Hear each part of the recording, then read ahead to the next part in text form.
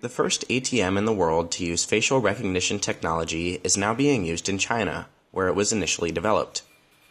The ATM features a camera that captures facial images and matches them with users' ID photos.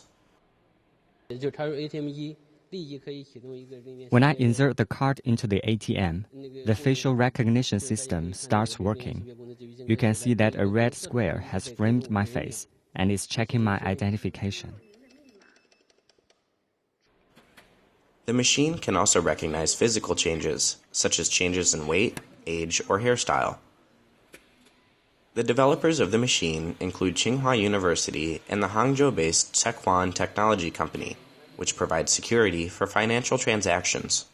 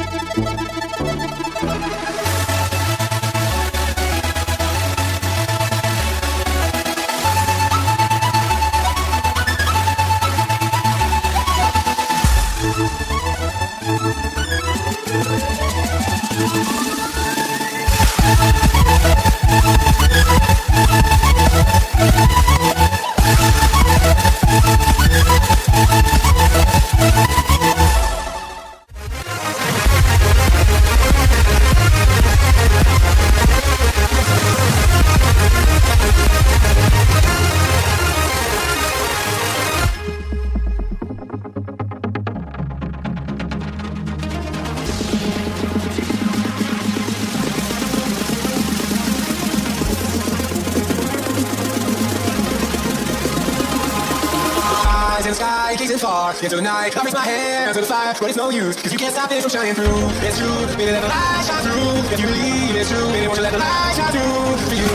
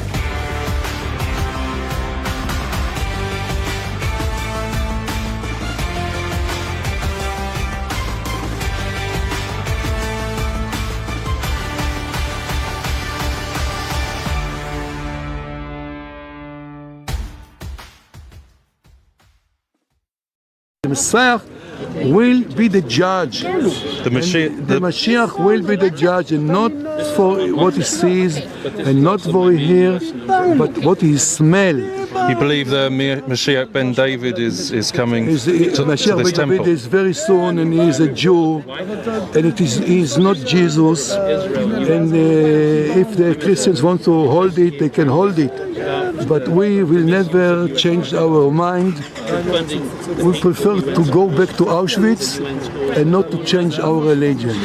This is the main thing. We are loyal. What would happen to Christians who refuse this Messiah and hold on to Jesus? Then we will see.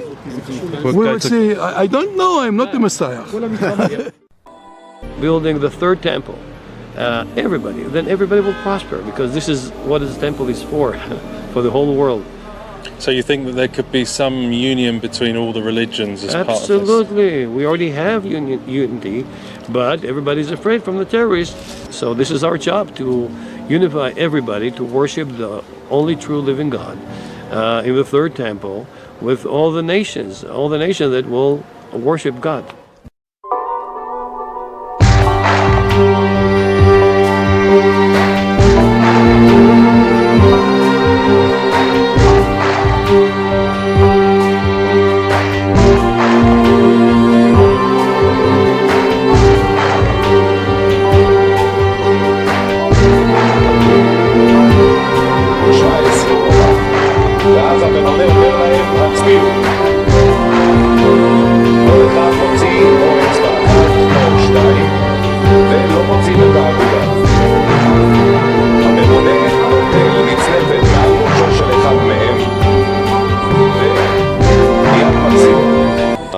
Let's say rank or hierarchy in the Muslim religions came to us and asked us, please build a temple. Why? Because the temple is for everybody, it's for the whole nations to prosper and thrive. So they came to us and asked, please build a temple. Now, the problem is with the radicals. The new world without any, let's say, negative and forbidden feelings, like hatred, like revenge, like it will be only loving, appreciation, honoring. So this will be a new world, but not all order. It will be a new world, holistic, the holistic way, the way God wants it.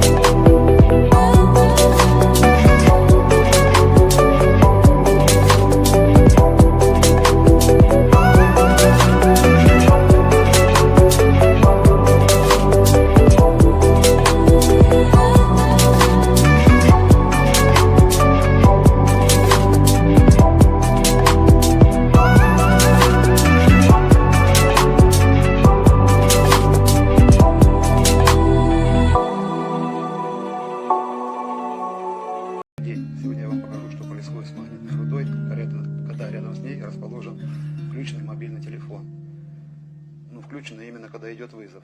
Пока выключенный. Сейчас я набираю номер. И смотрите, что будет происходить. Вот он, вызов пошел. Смотрите, что теперь. Ну. Вызов идет, если вы можете смотреть, видите.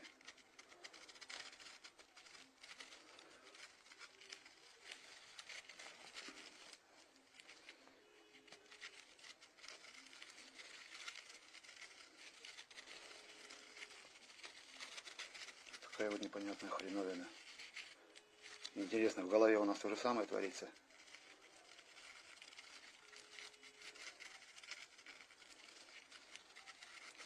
Когда я первый раз это обнаружил, даже страшно стало.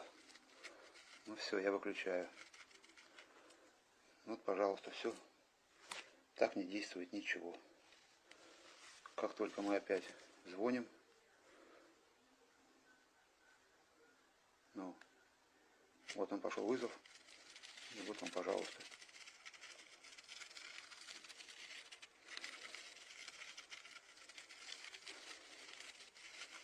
Что это за явление? Я такого еще не встречал и не видел. Да и смотреть страшно и противно. Все, всем пока.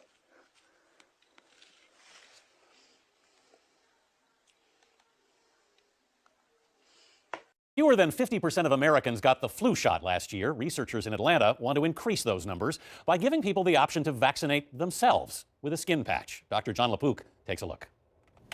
As Georgia Tech engineer Mark Prausnitz watched his 3 children get flu shots, he asked himself a question. Why do we need a needle that's an inch long to cross a barrier that is incredibly thin? So the thought was, let's make very small needles. Let's make microneedles that can cross that barrier. Traditional flu vaccine injections require a needle long enough to reach muscle. But Prausnitz and his colleagues at Emory University tried something new, delivering vaccine to just inside the skin, using a small patch covered with microscopic needles that dissolve within minutes. The patch can be self-administered. If you zoom in and look at each of those individual microneedles, the height of each of those needles is equal to about the width of a piece of paper. Their study of 100 volunteers found the patch was safe, causing mild itching and redness at the application site, and it was as good as a traditional flu shot in stimulating an immune response measured by a blood test. The researchers still have to prove the vaccine actually protects people from getting the flu. The next step, of course, is to study more people and make sure that these initial findings are still correct in a larger population. 29-year-old Daisy Barasa participated in the trial. I really foresee that this should be something that could be like Amazon Prime, and you could, get it at your doorstep and then do it while you're watching TV.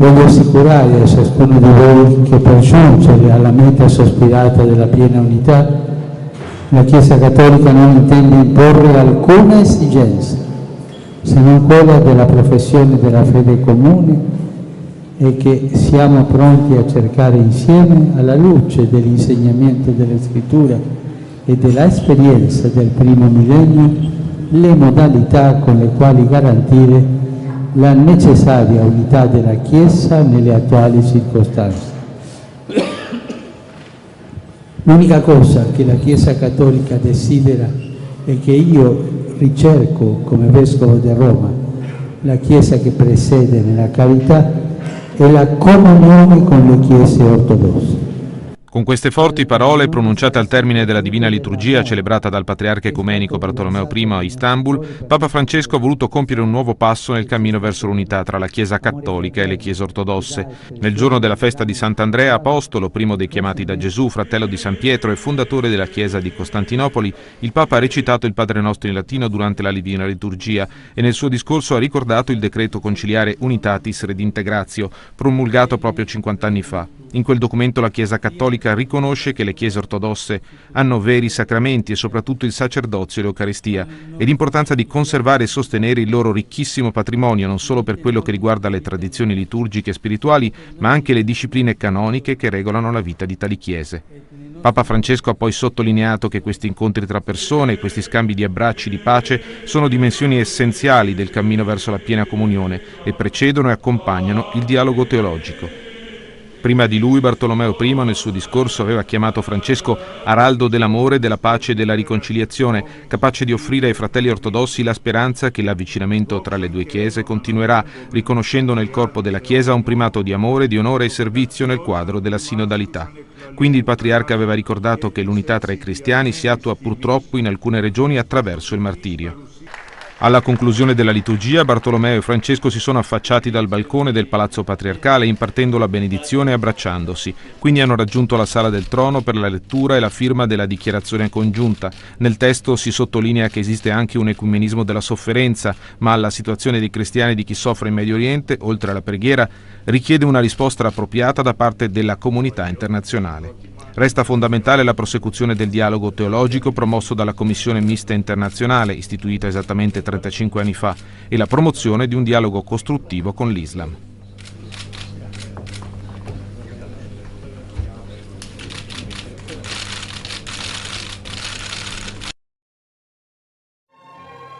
The community of Sant'Egidio in Rome hosted this international encounter to pray for world peace. The theme was No One Saves Himself Alone, Peace and Fraternity. Simultaneous prayer services led by different religious groups took place in various worship sites in the Eternal City, the Jews in the synagogue and Muslims and Buddhists in the Capitoline museums. Pope Francis and the Ecumenical Patriarch of Constantinople, Bartholomew I, entered the Basilica of Santa Maria in Araceli side by side, followed by Bishop Heinrich Bedford Strom, President of the Council of the Evangelical Church of Germany. After the Gospel reading, Pope Francis reflected on the Lord's Passion, noting that even Jesus, as Christians today, was tempted to selfishly save only himself from the suffering of the cross. È un istinto molto umano, ma cattivo, ed è l'ultima sfida al Dio crocifisso. After a moment of silence, Patriarch Bartholomew led the prayer intentions. Volgiamo a Dio i nostri occhi e il nostro cuore, mentre facciamo memoria di tutti i paesi e le regioni del mondo feriti dalla violenza, dalla guerra, dal terrorismo. As each intention for peace was read, a candle was lit in front of the altar. Per la riconciliazione in Burundi. After saying the Lord's Prayer, Patriarch Bartholomew, Anglican Archbishop Ian Ernest, and Pope Francis gave a joint blessing to conclude the service, and made their way to the Piazza del Campidoglio. There, Pope Francis and Patriarch Bartholomew were greeted by the President of Italy, Sergio Mattarella, and the Mayor of Rome, Virginia Raggi. They also greeted the Buddhist, Jewish, Sikh, Hindu, and Muslim representatives present, who each shared a few words. Patriarch Bartholomew got some laughs as he prepared to deliver his speech. Aspetto il mio testo.